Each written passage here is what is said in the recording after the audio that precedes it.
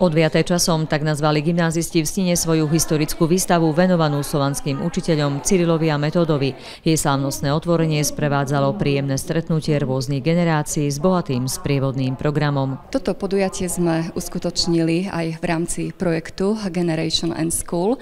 Prvé podujatie tohto druhu sme mali pred rokom a pochopili sme, že pôda gymnázia môže byť tou platformou, na ktorej sa môžu stretnúť rôzne generácie našich žiakov, absolventov, mám, otcov, starých mám, spriaznených priateľov školy. Slovo patrilo predovšetkým študentom, zaujímavo predstavili dejiny Veľkej Moravy i poslanie solúnskych vierozvescov. Myslím si, že ich to zaujalo, niektorých možno až dojalo, keď videli svojich vnukov alebo dcery, synov, ako sa naučili kus textu a odprezentovali to pred toľkými ľuďmi. Autorkami výstavy sú profesorky gymnázia doktorka Andrea Malá a magisterka Slavka Pavlíková. Pod grafiku a dizajn sa podpísala magisterka Martina Rosičová.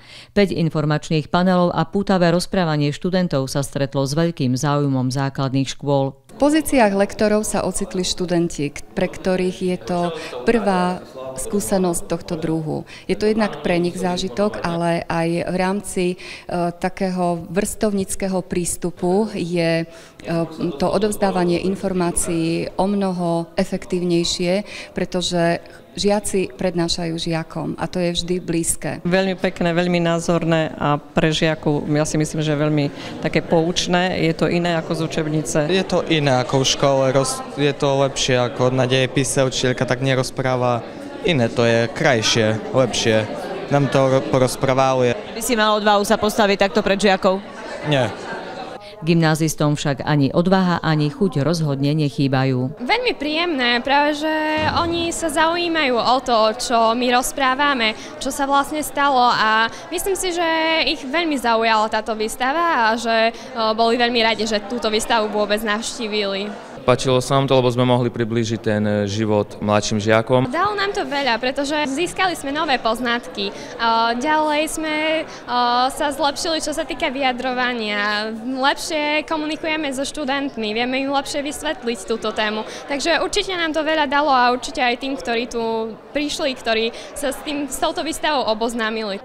Výstava umiestnená v aule gymnázia je žiakom i širokej verejnosti sprístupnená 2 týždne. Počas nej mladí ľudia prejavili elegantné vystupovanie, skvelý rečnícky talent i úžasné nadšenie pracovať a tvoriť. Učenie sa pre nich stalo hrou. Námetom na nevšednú výstavu sa stalo tohtoročné významné 1150. výročie príchodu Cyrila a Metóda na Veľkú Moravu a zaujímavá história vtedajšej doby. Zo Sniny Iveta Buraľová. Tento záznam vám prináša štúdio Videolife. Jeho služby si môžete objednať na telefónnom čísle 0907 946 637.